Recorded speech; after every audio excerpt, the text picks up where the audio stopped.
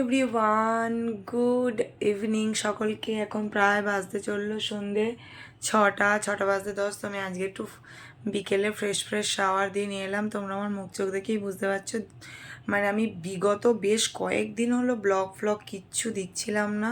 বিগত বেশ কয়েকদিন খুব চাপে ছিলাম আমি, মানে চাপ বলতে নিজের শরীর প্লাস আমার বাচ্চাটাকে নিয়ে, ওকে নিয়ে যে পরিমাণে আমার মানে তোমাদেরকে বলে বোঝাতে পারবো না যে বাচ্চারা কতটা কষ্ট পেয়েছে বা কতটা যন্ত্রণা, পেট ব্যথা, মানে লিভারে ইনফেকশন হয়েছে ওর। তো সেই নিয়ে আমার একটা প্রবলেম চলছিল, তাই কোনো ব্লগ দিতে পারিনি। কিন্তু আমি আজকে দুপুরে যখন শুতে যাচ্ছি তখন হঠাৎ করে মনে পড়লো যে না, কালকে তো মহালয়া হয়ে গেছে, পুজো ভাবটা এবার একটু সত্যিই কম, মানে অনেকটাই কম। আর কেন কম সেসব বিশ্লেষণে আমি যাচ্ছি না, তোমরা সবাই জানো। কিন্তু তাও ওই যেহেতু যাদের বাচ্চা আছে তাদের মাদের তো একটু বাচ্চার জন্য করতেই হয়। তো তোমাদেরকে আজকে আমি জাস্ট পুজোর কোনো মানে ছোটোখাটো কথা বলবো। আর এই ব্লগটা আমি আজকে আমার ইউটিউব বন্ধু আর বা ফেসবুকের বন্ধুদের জন্য দেব। তোমাদেরকে অনেক দিন ব্লগ দিইনি। তো আমি এখন একটু ফ্রেশ শাওয়ার দিয়ে নিয়ে আমি যাবো এখন ঠাকুর ঘরে গিয়ে এই যে দেখো দুপুরে শুয়েছিলাম বিছানার হাল। তো ঠাকুর ঘরে আগে ঠাকুরের সন্ধে দিয়ে আমি যে ঠাকুরের নাম গান করি সেগুলো করি প্রত্যেক দিনই।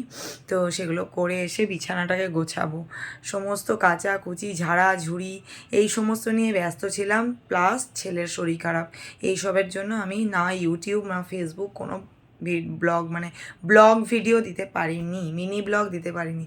তো আমি শাওয়ারটা দিয়ে নিয়ে এসেছি, তো তোমরা জানো আমি এগুলো ইউজ করে নিই স্নানের পর। তো ইউজ করে নিলাম। তো চলো আমি একবার ডিরেক্ট ঠাকুর ঘরে চলে যাই। তো বন্ধুরা বললাম, এই যে আমার ঠাকুর ঘর, এই যে আমার মা দুর্গাকে আমি মহালয়া কালকের দিনেই, মানে এটা টাঙানো থাকে ওই এই মালার এখানে, সেখান থেকে আমি নামিয়েছি। কালকে মহালয়াতে বাবা তর্পণ করেছেন আমার শ্বশুরমশাই। আর এই আমার ঠাকুরঘর তোমরা সবাই জানো, কিন্তু যে জিনিসটা তোমরা দেখোনি কোনো দিন সেটা আমি তোমাদেরকে দেখাতে চাই। আমি এদিকে হাতে ধূপকাঠি নিয়ে রেডি, মানে ঠাকুরের পুজো সন্ধে দেব।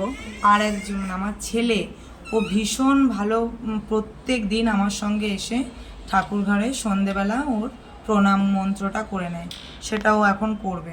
আচ্ছা ঋষভ করো, ঋষভ এখানে এসো, এখানে দাঁড়াও, ঋষভ এখানে দাঁড়াও, করো। জয় স্বামীজি, জয় ঠাকুর, জয় মা, জয় ভগবতারিণী, জয় বজরংবলী, জয় মহাদেব। ঠিক আছে যাও। তোমাদেরকে বলিনি, মানে এই দুদিন আগেই এক সব মুছে, সরি ফোনটা পড়ে যাচ্ছিল এক্ষুনি, ঘরটার পরিষ্কার করেছিলাম। এটা তো জাস্ট চাদর পাতবো, সেটা আমি ভেবেছি যে পঞ্চমীর দিন পাতবো চাদরটা। আর বেড কভারগুলো, পিকুর বেড কভারগুলো লাগানো হয়ে গেছে আমার ছেলের, শুধু মানে মানে আমাদের যে পিলো কভারগুলো ওগুলো লাগাবো।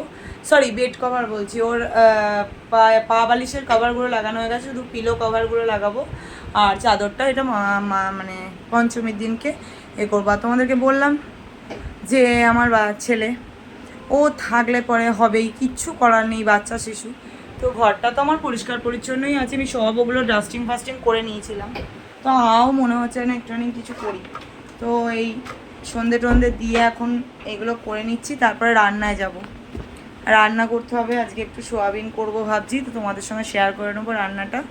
চলো, এই একটু ছোট্ট মিনি ব্লগ, অনেক দিন পরে মনটাকে একটু রিফ্রেশ করার জন্য, মা দুর্গার আগমনে আমার মনটাকে যাতে একটু রিফ্রেশ হয়। কারণ ছেলের জন্য বিশেষ করে মন খুব খারাপ হয়ে গেছিলো, আর মানে ভীষণ টেনশানে পড়ে গেছিলাম ওর শরীরটার জন্য, এটাই আর কি। তো চলো দেখতে থাকো, সঙ্গে থাকো আমার মিনি ব্লগ। তো সব একটু ঘর দুয়ার মুছে তোমাদেরকে বললাম, তারপরে একটু রেস্ট নিলাম।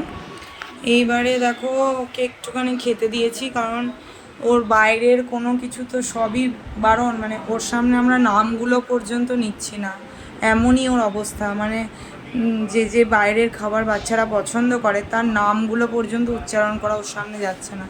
তাই ওর জন্য একটুখানি আমি টাটকা ব্রেড ক্রিস্পি করে ভেজে একটুখানি দিলাম। ডাক্তারবাবু এগুলো দিতে বলেছেন, যে বাড়ির ব্রেড ভেজে বাড়িতে ভালো করে সেঁকে টেকে ওকে আমি দিলাম, ও এটা খাচ্ছে। চলো ততক্ষণ আমি রাতের রান্নার জোগাড়টা বললাম, সোয়াবিনটা করব। তোমার হাজব্যান্ডের আজকে ফরমাস হয়েছে রাতে সোয়াবিন খাবে। তো ফুড অ্যান্ড ফান যেহেতু চ্যানেল, তো ফুডটাও দেখাবো, ওর ফুডটাও দেখিয়ে দিলাম, ও খাক, আমি ততক্ষণ ইনগ্রেডিয়েন্টসগুলো জোগাড় করি। চলো। তো দেখো, ওকে খাবারটা দিয়ে আসার পর আমি এগুলো করে নিলাম টুকটুক করে। আলুগুলো কেটে নিয়েছি, সোয়াবিনের আলু, তোমরা তো জানো এরকমই।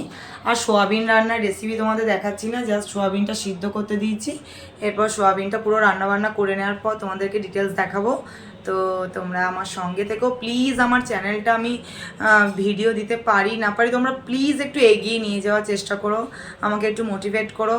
আমার ওই চ্যানেলটা হচ্ছে আমার ইন্সপিরেশন, আমার ভালো লাগা, আমার রিফ্রেশমেন্ট, আমার সমস্ত কিছু ওই ইউটিউব চ্যানেলটার ফেসবুক পেজটা। তো আমার ফলো করো, আমার রিলসগুলো দেখো, ফানি রিলস দিই আমি, অনেক মোটিভেশনাল রিলস দিই, সেগুলো আমি ফেসবুকে দিই।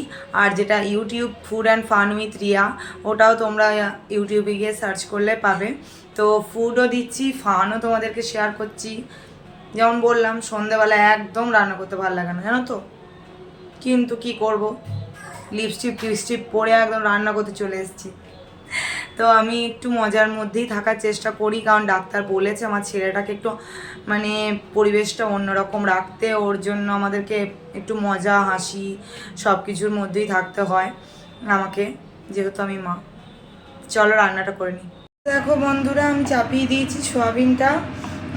তো তোমরা শুধু একটা কথা বলার জন্যই তোমাদেরকে আমি ভিডিওটা আবার করলাম, সেটা হচ্ছে সোয়াবিন অনেকে কাঁচাই রান্না করে ফেলো, মানে সিদ্ধ করে গ্রেভিটা বানিয়ে সেটাই দিয়ে দাও। আমি কিন্তু করি না, মানে এটা আমি আমার মায়ের থেকে শিখেছি। আমার মা বরাবরই দেখতাম সোয়াবিন সিদ্ধ করে জলটা ফেলে দিয়ে এরম কড়াইয়ের তেলে সোয়াবিনটাকে ভেজে নেয়। আমিও সেই ভেজে রেখে দিলাম সোয়াবিনটাকে। এবারে আমি তেলের মধ্যে তেজপাতা, শুকনো লঙ্কা দিয়ে আলুগুলোকে ছাড়বো, আর তার সাথে একটু ওই চর্বি এনেছে, যেহেতু টেস্ট হবে। ওই যে বললাম চর্বি ছাড়া খাবে না, পেঁয়াজ রসুন দেবো না, চর্বি দিলে আমার হাজব্যান্ডের একটু ভালো লাগবে, টেস্ট হবে। না হলে আমরা নিরামিষই করি। তো চলো একবারে পুরো প্রিপারেশনটা করে নিই, আমি আলুগুলো ছেড়ে দিই, তারপর তোমাদের সাথে কথা বলবো। তো আবারও বলছি, please please please food and ফানটাকে তোমরা এগিয়ে নিয়ে যাও, তোমরা সাবস্ক্রাইব করো।